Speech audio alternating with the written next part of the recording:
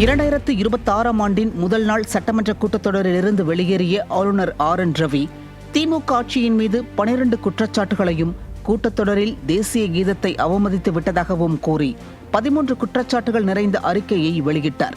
அந்த குற்றச்சாட்டுகள் ஸ்டாலின் அரசின் பொய் புரட்டுகளை அம்பலப்படுத்தி அரசியல் களத்தில் பெரும் விவாதத்தை ஏற்படுத்தியுள்ளது.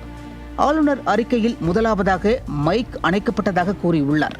திமுக அரசு தங்களின் திருட்டுத்தனத்தை மறைக்க நேரலையை துண்டித்தது அந்த குற்றச்சாட்டை மெய்ப்பிக்கும் வகையிலேயே பார்க்கப்படுகிறது. இரண்டாவதாக, தமிழக அரசு தயாரித்த ஆளுநர் உரையில் ஆதாரமற்ற பல கூறுகள் இருப்பதாகவும் மக்களை பாதிக்கும் பல முக்கிய பிரச்சனைகள் புறக்கணிக்கப்பட்டுள்ளதாகவும் குறிப்பிட்டுள்ளார். மக்கள் பிரச்சனைகள் குறித்து பேச வேண்டிய இடத்தை தங்களின் சர்வாதிகாரம் மூலம் தற்பெருமை பேசும் இடமாகவே திமுக மாற்றி இருப்பது மீண்டும் அம்பலப்பட்டுள்ளது. மூன்றாவதாக, வெளிநாட்டு முதலீடு ஈர்ப்பு என்ற பெயரில் குடும்பத்துடன் இன்ப சுற்றுலா சென்று வெற்று விளம்பரம் மட்டுமே செய்த ஸ்டாலின் அரசின் பொய்யை தோலுரித்துள்ளார். அதாவது 12 லட்சம் கோடி ரூபாய் முதலீடு என்பது உண்மையில்லை என்றும் பல புரிந்துணர்வு ஒப்பந்தங்கள் காகித அளவிலேயே இருப்பதாகவும் குறிப்பிட்டுள்ளார். மேலும் முதலீடுகளை ஈர்ப்பதில் 6வது இடத்தில் இருப்பதாகவும் அந்த இடத்தில் நீடிக்கவே போராடி வருவதாகவும் குறிப்பிட்டுள்ளார். நான்காவதாக, பெண்களுக்கான ஆட்சி என கூறும் ஸ்டாலின் ஆட்சியில் போக்சோ குற்றங்கள் 55%, பெண்களுக்கு எதிரான பாலியல் குற்றங்கள் 33% அதிகரித்துள்ளதாக கூறப்பட்டுள்ளது. அடுத்ததாக, நாள்தோறும் நிகழும் வன்முறைகளுக்கு காரணமான போதைப்பொருள் புழக்கம் தமிழ்நாட்டில் கவலையளிக்கும் வகையில் இருப்பதாகவும் போதைப் பொருட்களால் சுமார் 2000த்திற்கும் மேற்பட்டோர் தற்கொலை செய்து கொண்ட நிலையில் அது குறித்து அரசு கவலைப்படாமல் அந்த விவகாரத்தை புறக்கணித்திருப்பதாக சாடியுள்ளார்.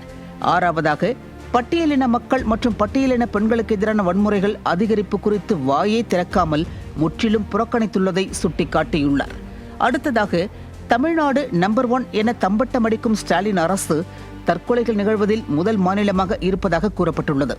ஆண்டுக்கு 20,000 பேர் வரை தற்கொலை செய்து வரும் நிலையில் தமிழ்நாடு தற்கொலைகளின் தலைநகரமாக இருப்பதாக குறிப்பிட்டுள்ள ஆளுநர் இதுகுறித்து ஸ்டாலின் அரசு கவலைப்படவே இல்லை என சாடியுள்ளார்.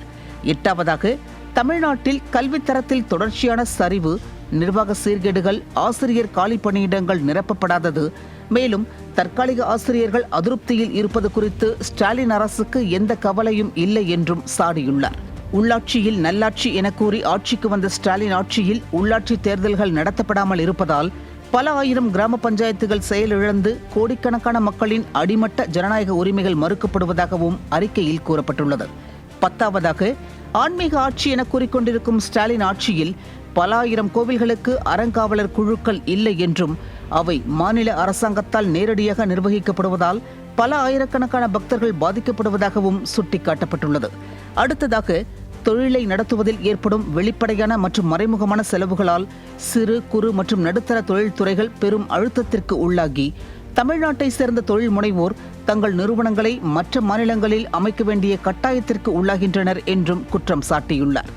12வதாக, தமிழ்நாடே போராட்டக் களமாக இருக்கும் நிலையில் அவர்களின் நியாயமான குறைகளை தீர்ப்பதற்கான வழிகள் குறித்து எதுவும் குறிப்பிடப்படவில்லை என்பதை சுட்டிக்காட்டி திமுக அரசுக்கு மக்கள் மீது துளியும் அக்கறை இல்லை என்பதை அம்பலப்படுத்தியுள்ளார். இறுதியாக, தேசிய கீதம் மீண்டும் அவமதிக்கப்பட்டுள்ளதுடன் அடிப்படை அரசியலமைப்பு கடமையும் புறக்கணிக்கப்பட்டுள்ளது என தெரிவித்துள்ளார். ஆளுநரின் இந்த குற்றச்சாட்டுகள் மூலம் திமுக அரசின் உண்மை லட்சணமும் ஆளுநர் உரை என்ற பெயரில் தற்பெருமை அறிக்கை தயாரித்து அதை சட்டப்பேரவையில் பதிவு செய்ததும் மக்களிடம் அம்பலப்பட்டுள்ளது.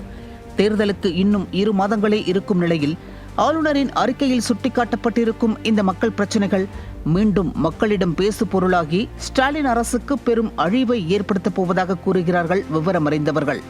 நியூஸ் ஜே செய்திகளுக்காக ரேணுவாசகன்.